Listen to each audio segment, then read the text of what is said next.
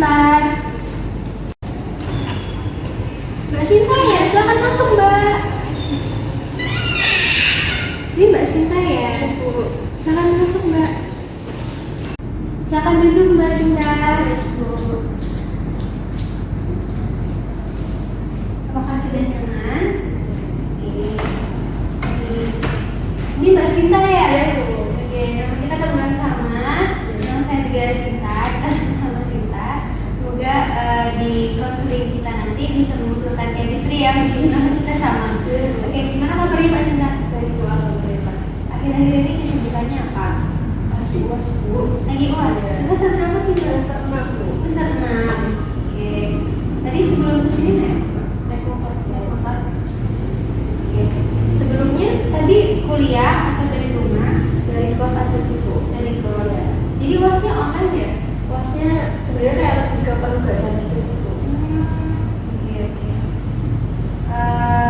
Di sini Mbak Sinta sudah datang tepat waktu ya, sesuai yang kita janjikan sebelumnya. Jadi di sini saya mau apresiasi Mbak Sinta. Kedatangan Mbak Sinta ini mewujudkan langkah awal di mana Mbak Sinta akan nanti bercerita tentang masalahnya Mbak Sinta.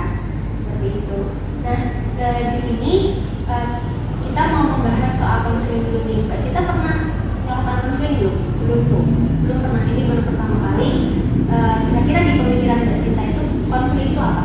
Lebih kayak membantu. Saya kan punya masalah terus datang ke konselor itu untuk kayak minta bantuan gimana cara kita yang menyelesaikan masalah. Kurang lebih seperti itu ya Mbak Sinta ya. Di sini saya sebagai konselor yang akan membantu Mbak Sinta, akan mengarahkan Mbak Sinta kepada suatu titik solusi masalah. Nah, gimana konseling itu? Konseling di sini adalah Mbak Sinta yang menemukan solusi permasalahan itu sendiri. Jadi yang memutuskan solusinya itu adalah Mbak Sinta sendiri. Oke? Bisa dipahami? Bisa tuh. Oke. Nah, di sini Mbak Sinta nanti bercerita tentang masalah Mbak Sinta tanpa ada keraguan. Jadi silakan mengutarakan secara terbuka. Jadi Mbak Sinta nggak usah takut apabila nanti ceritanya tersebar kemana-mana. Karena di sini saya terikat dengan kode etik, saya tidak akan menyebarkan rahasia ini, tidak akan menceritakan ke yang lain terkait permasalahan Mbak Sinta. Nah, ini jam 11 ya. Nanti konselingnya sekiranya 45 menit. Apakah cukup Mbak Sinta? Nah, jadi 45 menit nanti kita usahakan agar konseling ini bisa efektif sehingga Mbak Sinta bisa menemukan solusinya cukup waktu 40 menit seperti itu.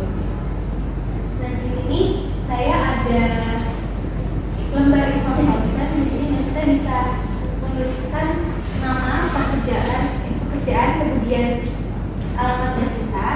Di sini sebagai bentuk kerjasama kita.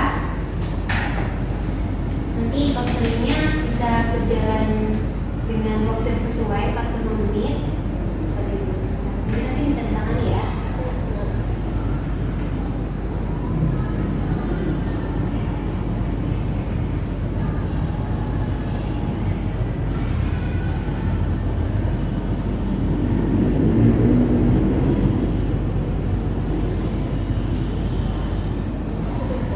Terima kasih Mbak Sinta. Jadi isi lengkap ya. Nah, seperti yang sudah terlihat di meja, ada tisu dan juga ada air mineral dan juga air mineral. Nah, nanti Mbak Sinta boleh ketika bercerita itu menangis, meluapkan emosi, mau marah, mau sedih boleh, mau menangis boleh, tapi tolong untuk mengelola emosinya agar tidak terseduh-seduh sampai tidak bisa berhenti menangisnya seperti itu. Kemudian ada air mineral, Mbak Sinta dipersilakan nanti ke wilayah minum seperti itu. Apakah bisa dipahami? Bisa Bu. Oke. Nah, di sini saya mau meyakinkan Mbak Sinta untuk bercerita. Jadi nanti Mbak Sinta minta tolong untuk terbuka.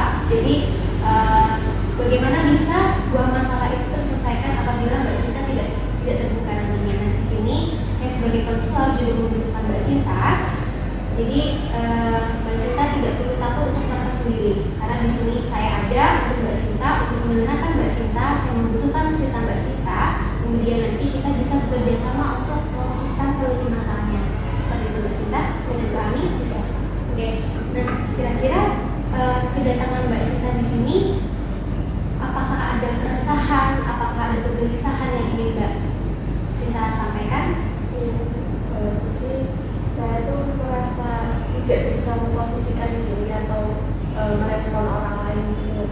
di suatu tempat yang berbeda atau suasana yang berbeda gitu.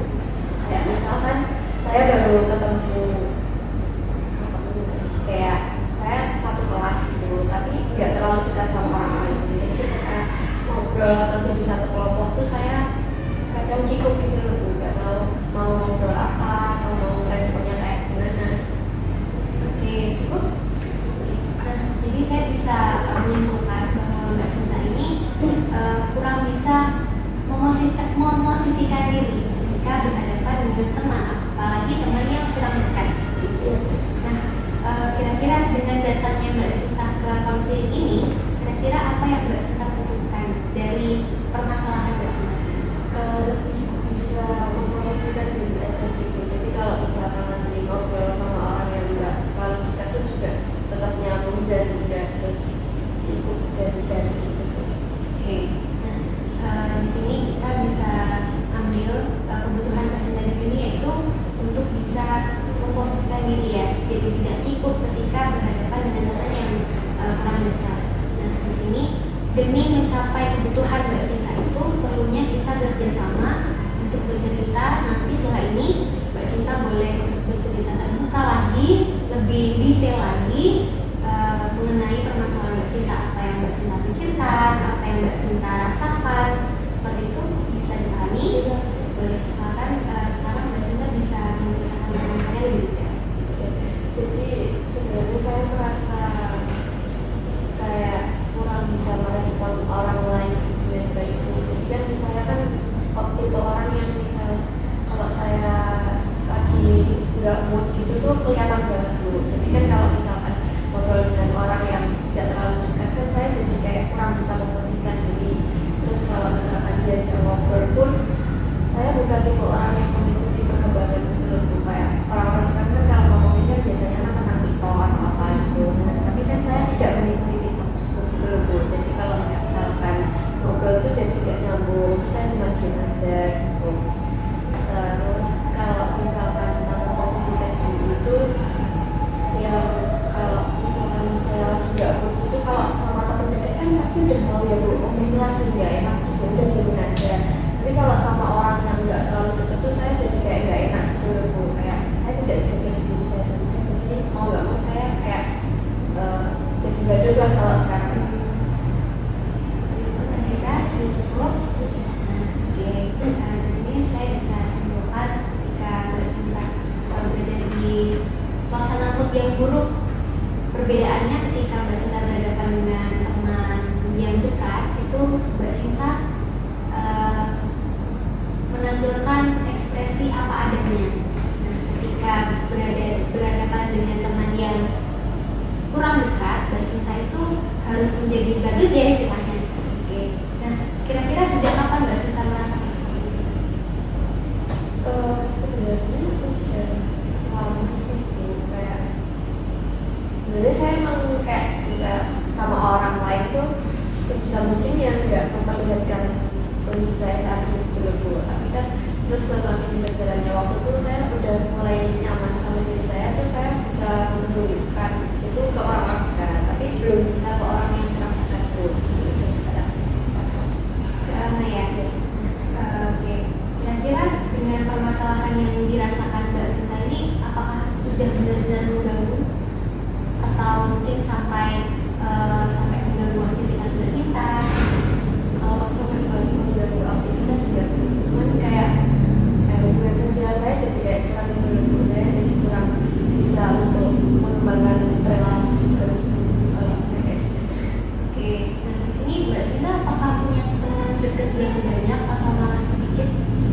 Bisa dihitung pakai jari tangan sih. Oh bisa. Oke. Jadi nggak terlalu banyak ya Mbak Sinta. Nah kira-kira interaksi Mbak Sinta waktu misalkan di kuliah ya, interaksi Mbak Sinta dengan teman-teman itu seberapa intens dengan yang kurang dekat? Jarang sih bu, kecuali kalau ada mungkin ngobrol tugas atau melepas grupnya bersebelahan itu baru ngobrol. Kalau enggak ada. Kalau yang dekat? Lumayan sering karena sering apa ya, mungkin ngerjain tugas bareng. Nah, kira-kira kalau misalkan Mbak Sinta ada di suatu tugas nih kelompok misalkan, atau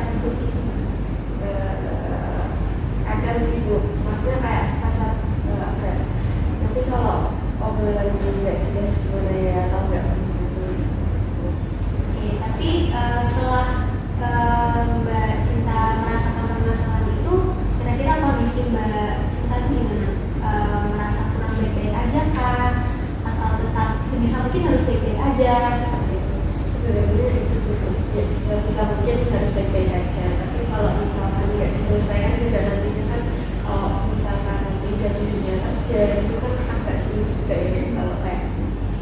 Oke Mbak Sinta, di sini saya memahami sekali bagaimana permasalahan Mbak Sinta terkait dengan hubungan sosial Mbak Sinta. Dan di sini saya mau kasih apresiasi Mbak Sinta karena sejauh ini, sejauh Mbak Sinta merasakan permasalahan itu sejak lama ya tadi ya. Nah, buktinya Mbak Sinta bisa bertahan sampai sekarang, masih bisa berusaha untuk menjaga hubungan sosial meskipun ada rasa tidak enaknya.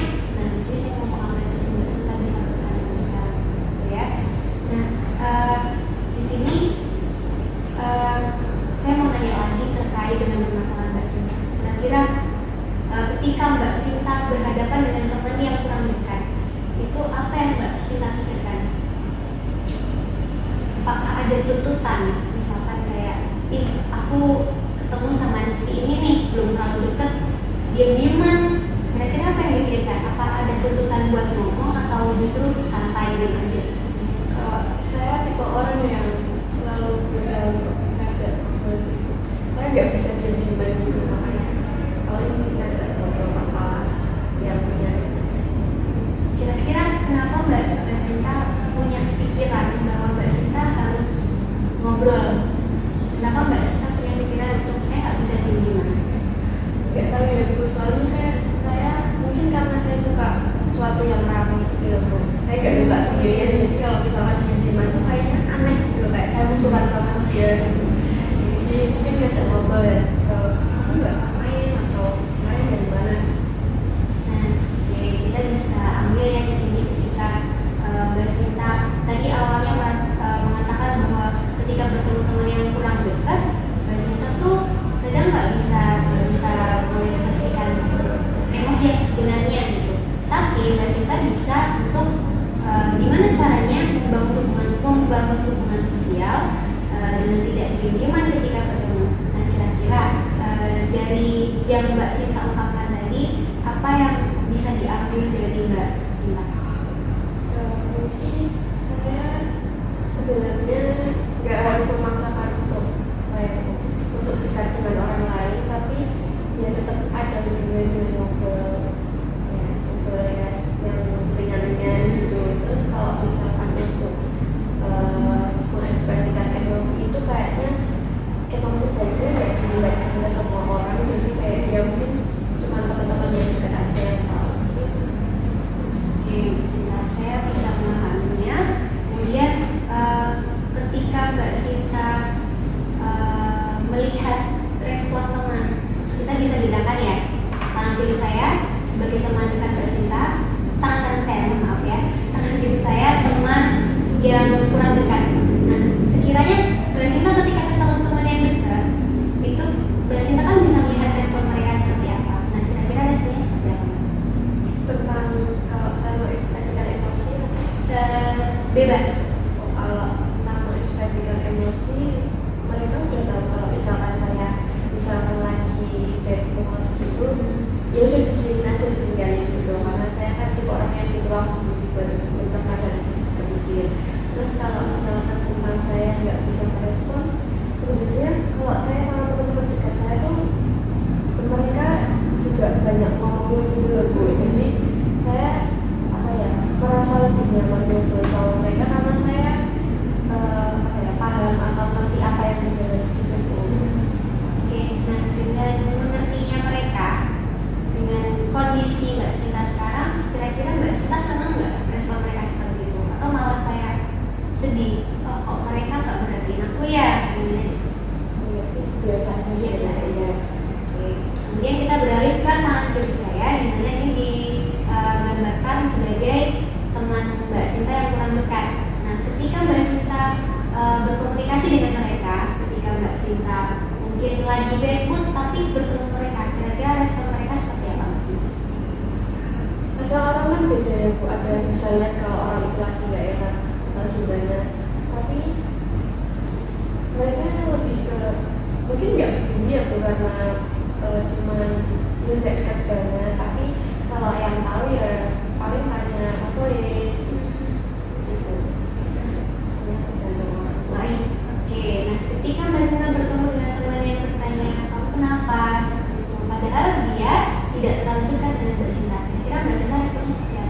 menjawab dengan jujur kah?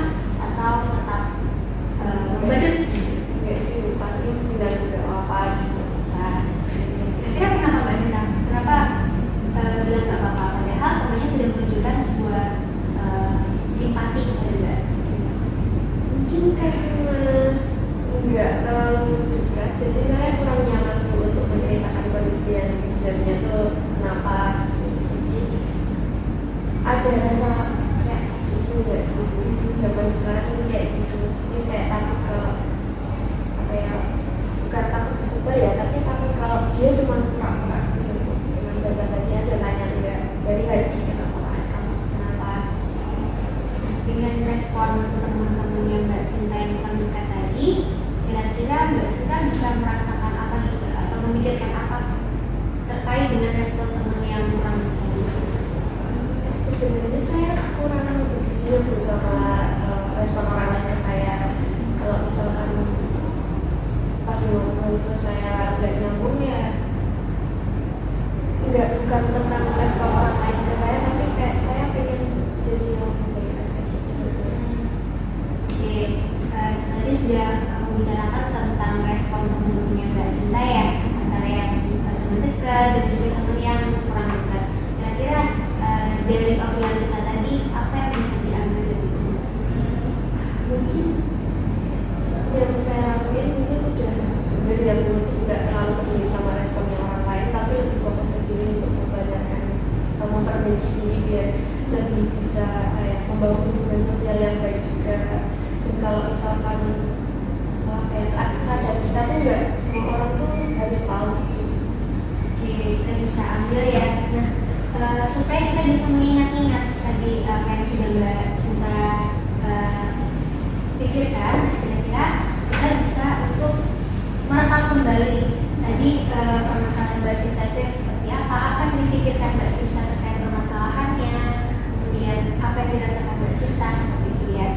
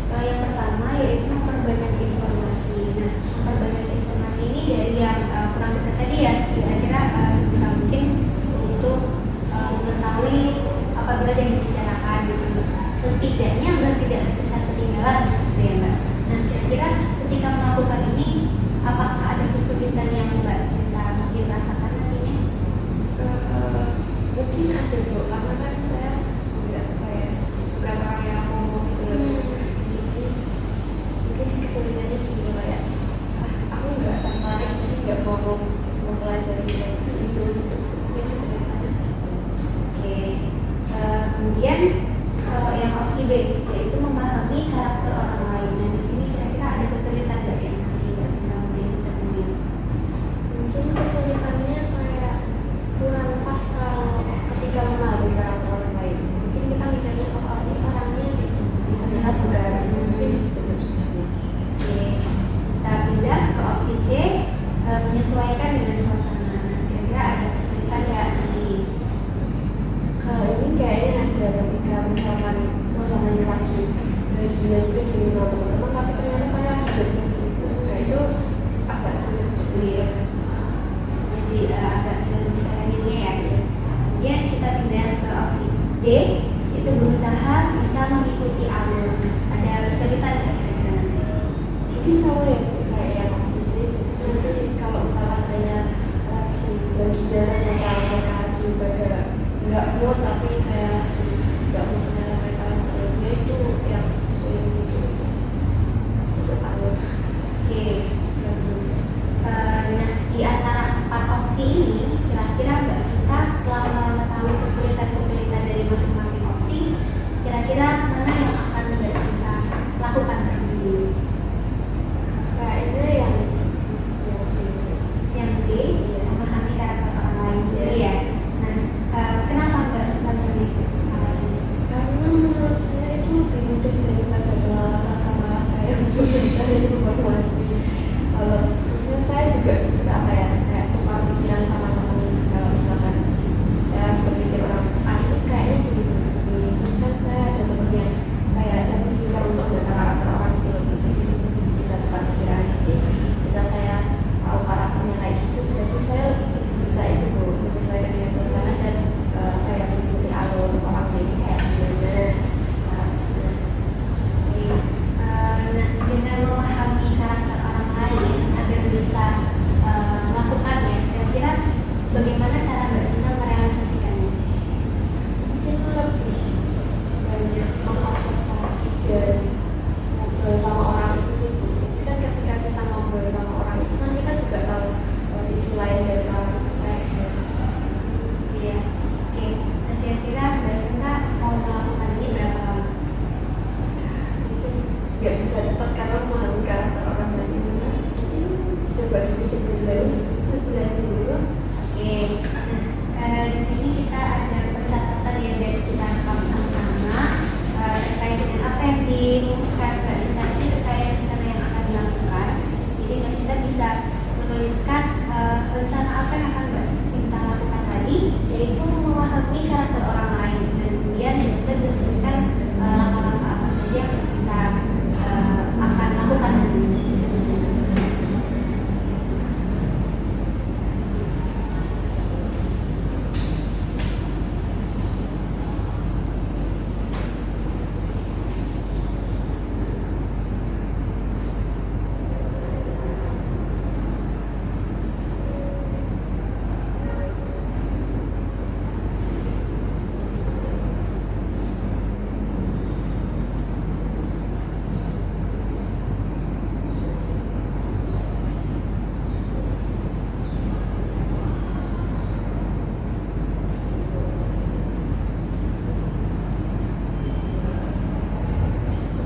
Ya, terima kasih Mbak Sinta.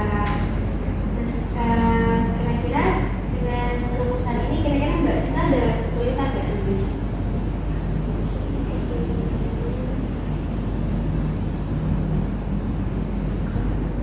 Sulit buat memulai obrolan aja gitu.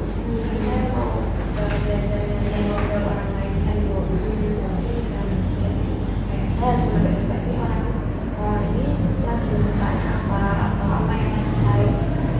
Oke, bagus Mbak Sinta. Nah, saya ada oleh-oleh nih. Di sini kan kita mau habis ya, dan selama konseling tadi, Mbak Sinta juga sudah berusaha untuk terbuka dengan saya, sehingga kita bisa memunculkan solusi tadi. Mbak Sinta bisa mau belajar untuk memahami karakter orang lain seperti itu.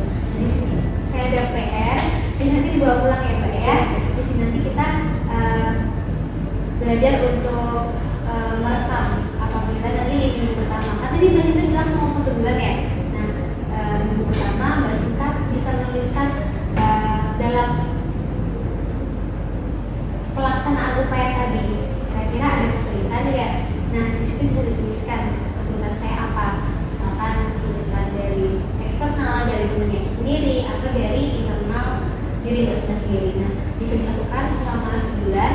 Namun apabila kita apabila kita tentukan untuk konseling selanjutnya, tapi tidak dalam waktu sebulan, sebelumnya apakah bisa? Oke, nanti kita janjikan lagi ya. Nah, di sini nanti kira-kira mungkin seminggu setelahnya.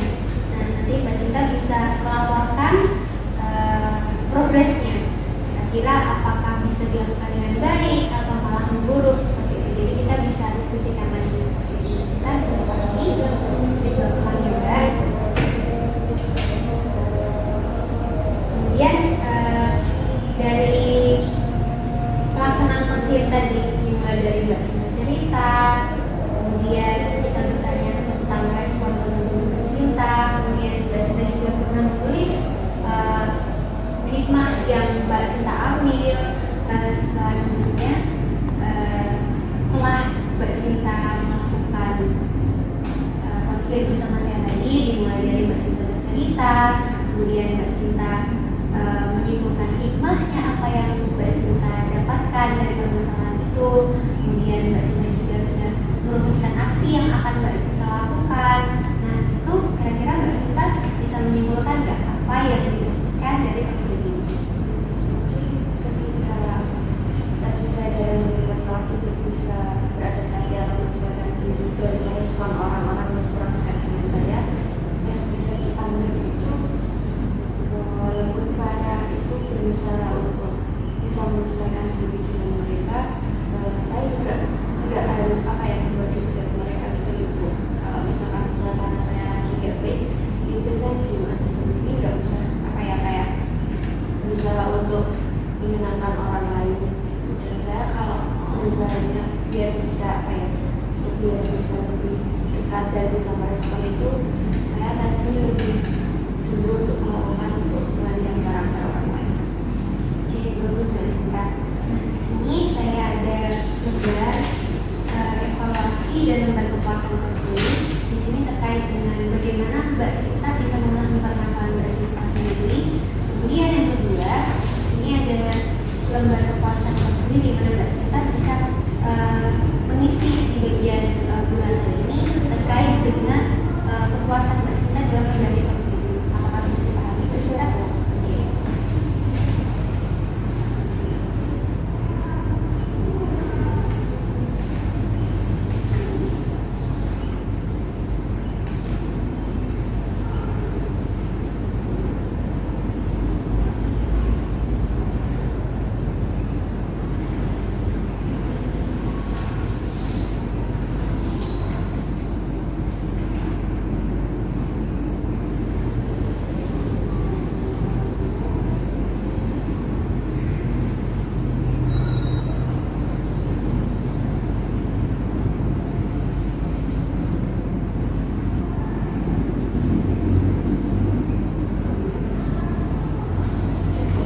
Makasih Mbak Cinta. Tadi kita sudah sempat bahas sedikit mengenai pertemuan selanjutnya, yaitu seminggu depan. Kira-kira jam berapa Mbak Cinta bisa melakukan konselingnya? Mungkin kayak Hari ini, di hari yang sama dan jam yang sama seperti Mbak Cinta. Oke. Di sini saya mau mengapresiasi Mbak Cinta sudah sampai di fase di mana Mbak Cinta sudah bisa merumuskan solusi permasalahan Mbak Cinta. Di mana tadi Mbak Cinta datang dalam keadaan kebingungan mungkin ya, keresahan Mbak Cinta terkait dengan hubungan sosial Mbak Cinta. Kemudian Mbak Cinta bisa hebat loh, bisa memutuskan solusi itu sendiri, dan Mbak Cinta juga memandang teman-teman Mbak Cinta sebagai